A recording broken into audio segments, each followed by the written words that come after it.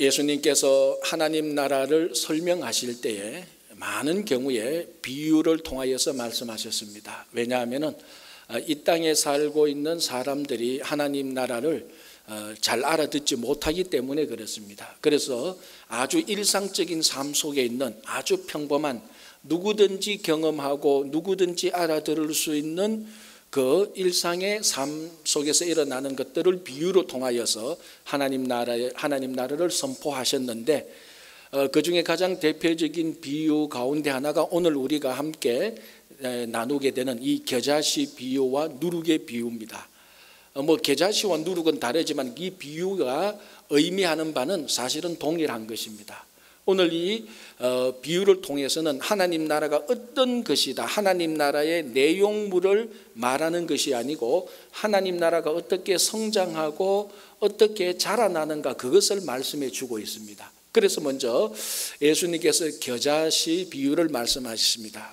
겨자씨 하나가 땅속에 심어져서 그게 자라고 큰 나무가 되면은 그 나무에 새들도 와서 안식을 누리고 풍성한 삶을 살게 된다는 비유입니다. 자, 여기서 우리가 먼저 생각할 것이 겨자씨입니다. 겨자씨가 모든 씨앗 가운데 가장 작은 씨앗은 아니지만은 충분히 작은 씨앗입니다. 그래서 오늘 본문에서 말하는 겨자씨는 아주 작고 미미한 존재를 말합니다. 실제로 겨자씨를 우리 손가락 위에 올려놓으면은 이 저같이 시력 나쁜 사람이 안경 벗으면 안 보입니다.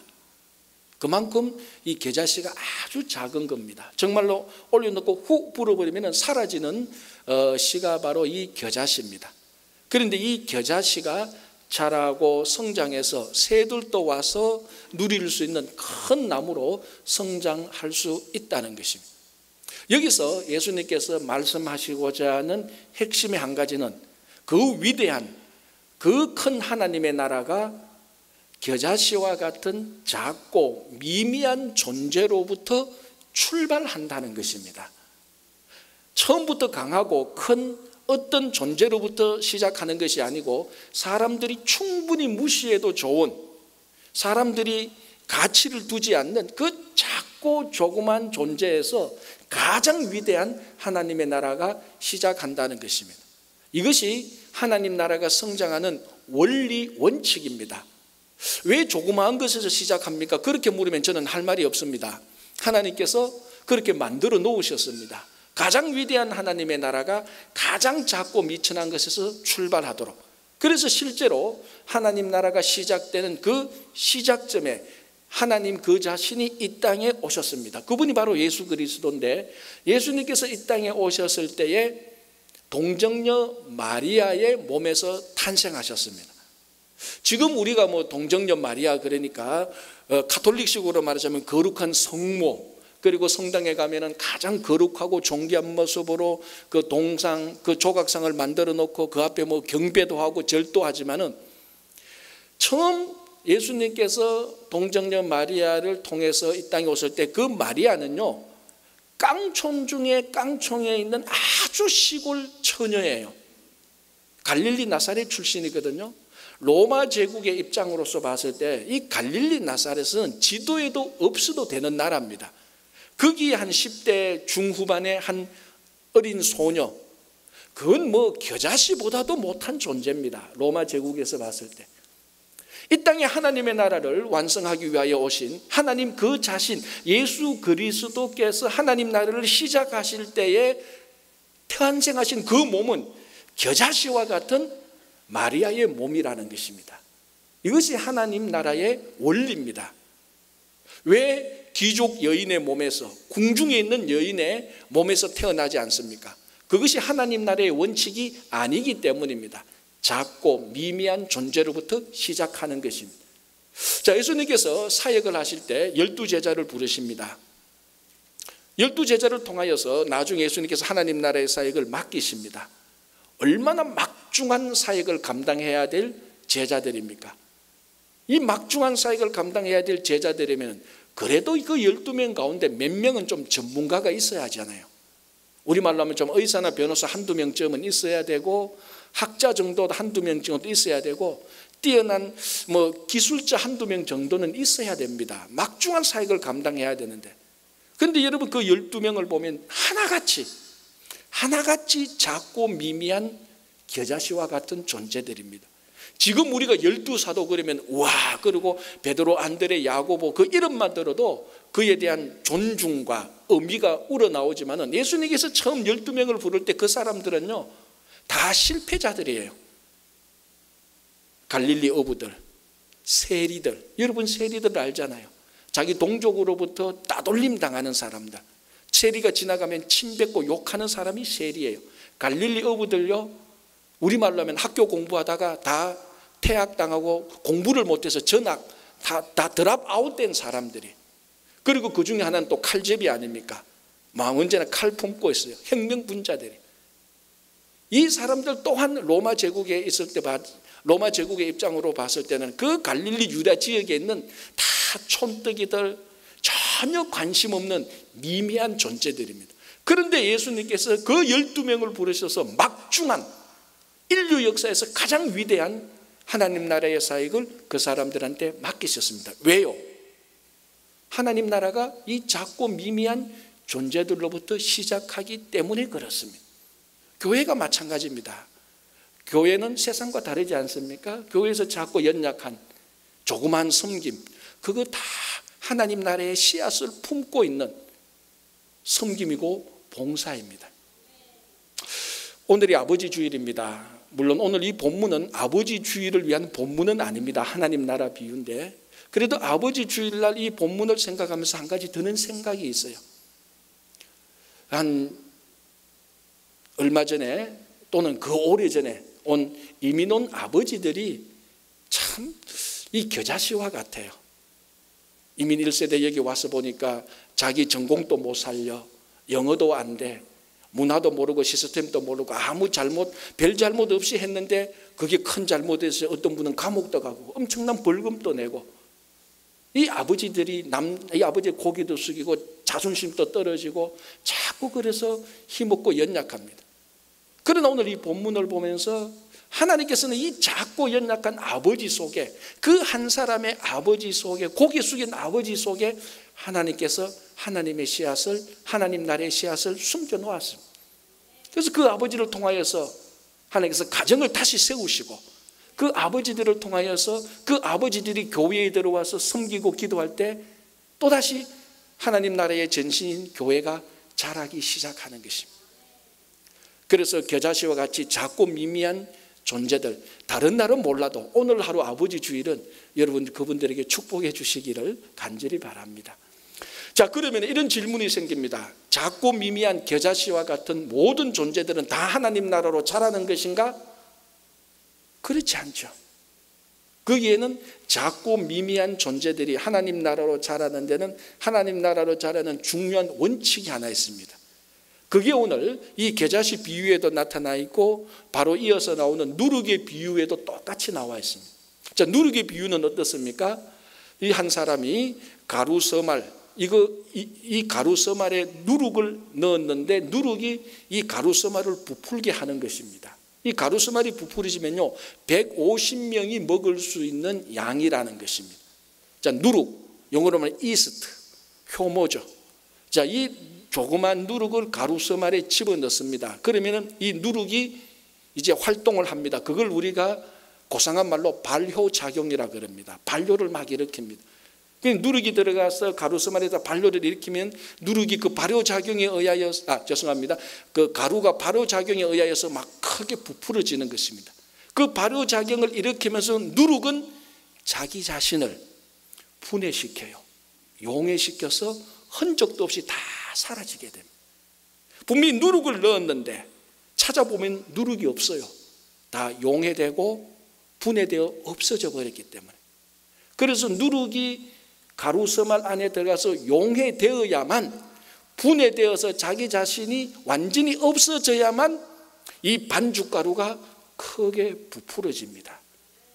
다른 말로 하면은 누룩이 들어가서 완전히 희생되어야 가루가 부풀어지는 것입니다. 아무리 작고 미천한 것이라도 거기에 희생의 원칙에 따라야 부풀어지는 것입니다. 여러분, 요한복음 12장 24절이 무엇이라고 증거합니까? 하늘의 밀이 땅에 떨어져 죽지 아니하면 하늘 그대로 있고 죽으면 많은 열매를 맺느니라. 겨자씨도 똑같습니다. 겨자씨 하나를 땅에 심었는데 겨자씨 하나를 죽지 않고 그대로 있으면 그냥 씨 하나이에요.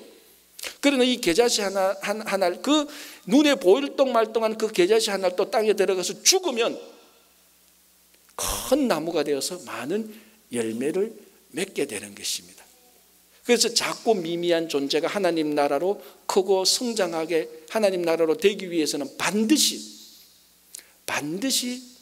희생이 있어야 됩니다. 완전한 희생. 인도 신화에 이런 얘기가 있습니다. 자, 이 신화입니다. 실제적인 얘기가 아니에요. 또 들으면서 목사님들 그런 말이 어디서 그래 하면 안 됩니다. 신화라고 분명히 얘기합니다. 인도 신화의 한 왕이 자기가 아주 아끼는 비둘기 한 마리가 있었는데 이 매 한 마리가 비둘기를 잡아가지고 가버렸어요. 왕이 이 비둘기를 너무 귀하게 여기기 때문에 왕이 매를 찾아갔습니다. 매에게 말합니다. 이 비둘기를 살려달라. 그러니까 매가 말합니다. 못 살려준다. 이 비둘기는 나의 먹이다. 왕이 말합니다. 이 비둘기는 내 생명과 같이 사랑하는 존재다라고 하니까 매가 말합니다. 왕이 이 비둘기를 살리려면은 이 비둘기 몸무게, 이 비둘기 무게처럼 무게에 합당하게 당신의 허벅지 살을 베어서 내어달라라고 말을 합니다. 무시무시하죠. 신하라니까 실제로 들으면 안 돼요. 그러니까 왕이 알았다. 그래서 자기 신하들에게 저울하고 칼을 가져오라 그러면. 그래서 저울 한쪽에 비둘기를 올립니다. 그래서 칼로 자기 허벅지 살을 베어서 다른 반대편 저울에 올립니다. 저울이 꼼짝도 안 해요. 분명히 꼼짝해야 되는데 그래서 다른 허벅지 살을 또 베어서 또 올립니다. 꼼짝도 안 해요. 이제 그러니까 다리 밑에서 피가 나니까 신하들이 말리죠. 왕이시오 왜 이러십니까? 그러지 마십시오. 이렇게 해도 왕은 끄떡하는. 그래서 다리에 있는 살을 다 올려나고 뼈만 앙상하게 남아도 저울이 꼼짝하지 않습니다. 드디어 왕이 결단합니다. 이 비둘기가 올려놓은 저울 반대편 저울에 자기가 올라갑니다. 자기가 올라가자마자 모든 게 다 사라지고 인도 신이 나타납니다. 인도 신이 나타나서 이 왕을 터치하니까 왕은 다시 온전히 정상적인 몸으로 돌아왔다는 신화의 이야기가 있습니다. 이게 뭘 의미합니까? 비둘기 한 마리를 위한 왕의 전적인 희생을 의미하는데 가만히 듣고 보면요, 예수님 이야기예요. 예수님 십자가 이야기예요. 왕이 비둘기를 사랑해서 자기 몸을 다 저울에 올린 것처럼 예수님은 비둘기보다도 더 미미한 원수되고 경건하지 못한 완전 철전지 죄인인 우리를 위하여서 예수님은 자기 자신을 완전히 십자가의 제물로 다 내버린 겁니다. 그래서 우리가 살아난 거예요. 하나님 나라의 완성에는 십자가 사건이 없으면 결코 하나님 나라는 완성되지 못합니다. 하나님 나라에 십자가가 없으면 우리가 흔히 하는 말로 안고 없는 찐빵이에요. 십자가가 반드시 있어야 하나님 나라가 완성됩니다. 그 십자가의 가장 중요한 원칙이 희생과 헌신입니다. 아무리 위대한 왕이라 할지라도, 아무리 작고 미천한 존재인 겨자씨 하나리라 할지라도, 누룩 한 점이라 할지라도 희생할 때에 크게 부풀어지고 희생할 때에 큰 열매를 맺게 되고 희생할 때에 하나님의 나라가 이루어지기 시작하는 것입니다. 여러분, 또 희생의 오늘 이 본문을 감안해 보면은 희생의 모양을 하나 나타나는데요. 오늘 누룩을 가루섬 안에 갖다 넣었다라고 말합니다. 본문을 보면은 갖다 넣는다 말의 헬라어의 원래 뜻은요, 무언가 하면은 감춘다라는 말이에요. 감춘다. 희생은 자기 자신을 감추는 것입니다. 자기 자신이 드러나지 않으면은, 자기 자신이 드러나면 희생이 아니에요. 그래서 희생하는 사람은 자기를 감추고 다른 사람을 높이 올려줍니다. 자기를 감추고 공동체를 높이 살려요. 그게 희생의 모습입니다. 하나님께서 하나님 나라를 위해서 우리들에게 요구하는 게 희생과 헌신입니다. 어떤 분들은 부담이 될 겁니다.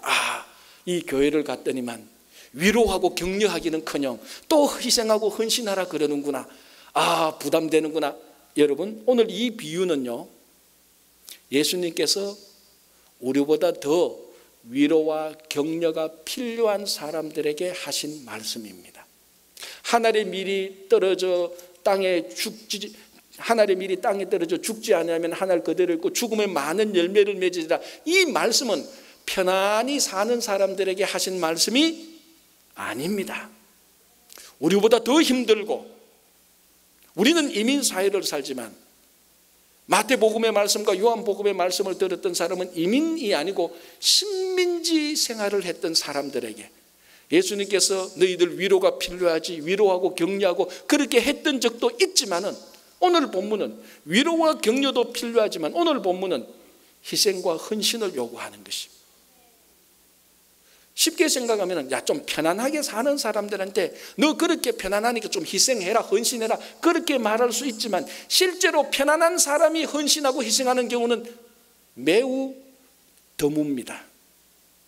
편안한 사람은 더 편안하게 살려고 하지, 더 편안하게 살고 더 편안하게 살면서 쾌락을 따라가지, 그 사람들이 편안하다고 해서 헌신하고 희생하는 경우는 굉장히 드뭅니다. 오히려 좀 위로가 필요하고 좀 격려가 필요한 이 사람들한테 다시 한번 하나님 나라에 대한 비전을 두고 격려하고 힘을 줄 때 희생과 헌신이 나타나는 겁니다. 신앙은 역설적이게 희생과 헌신 속에서 하나님으로부터 위로와 격려를 받습니다. 정말로 내가 하나님 나라를 지금 좀 위로받고 격려받고 싶은데 그래도 하나님 나라에서 헌신하고 희생할 때에 위로와 격려가 나타나는 것입니다.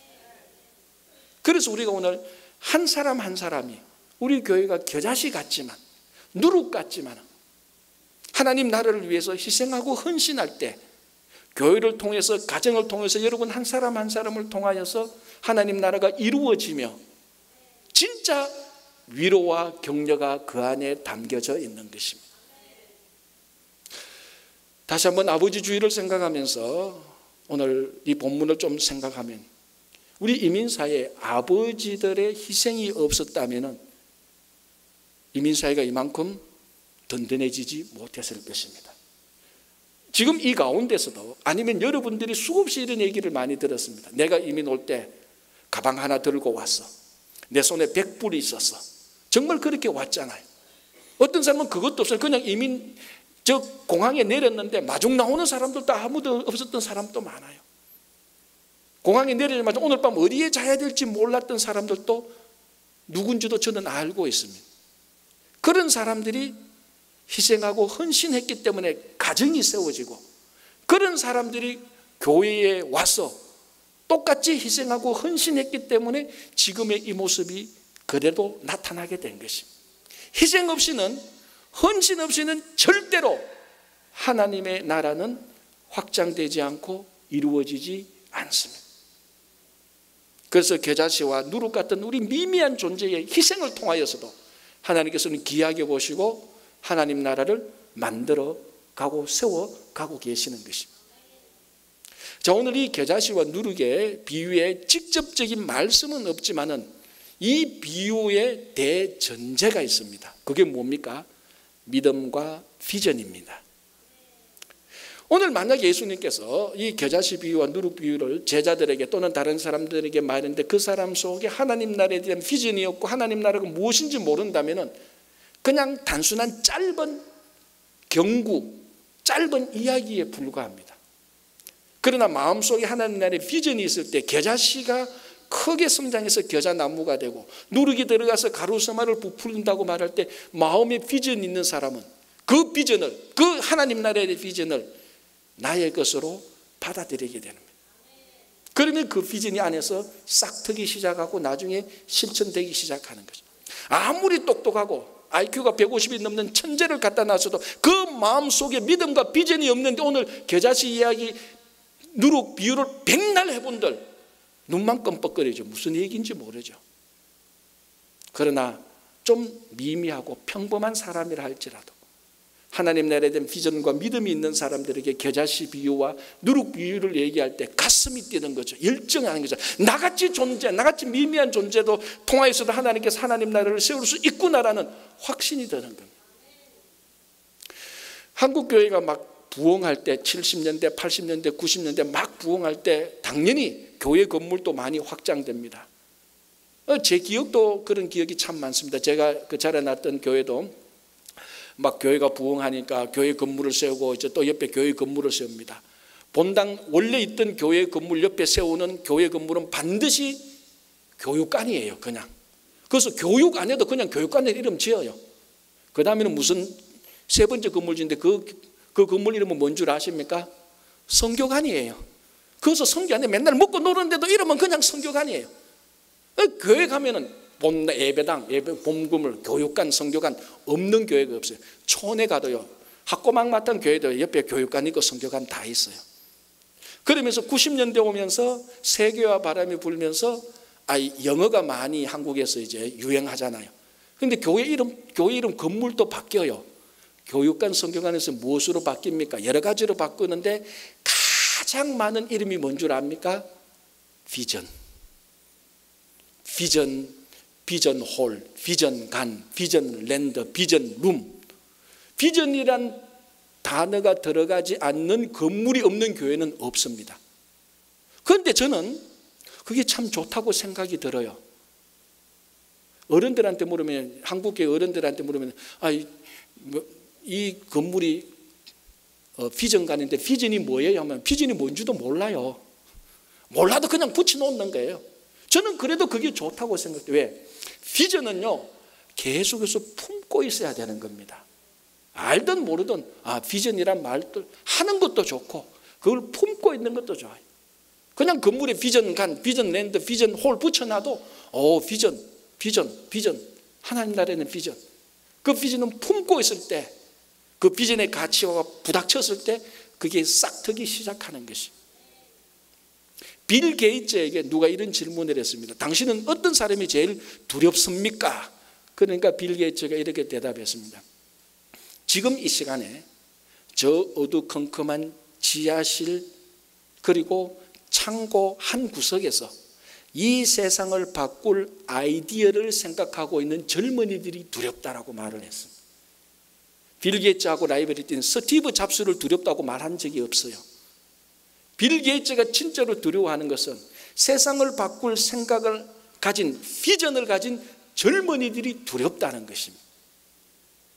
이 대가다운 대답이죠. 저는 그 얘기를 들으면서 참 감동을 받았어요. 그러면서 혼자 이렇게 제가 질문을 하고 혼자 답변을 해봐요. 사탄에게 누가 물어봅니다. 사탄은 누가 제일 두렵습니까? 이렇게 물으면 사탄이 빌 게이츠의 대답의 형식을 빌어서 이렇게 대답할 겁니다.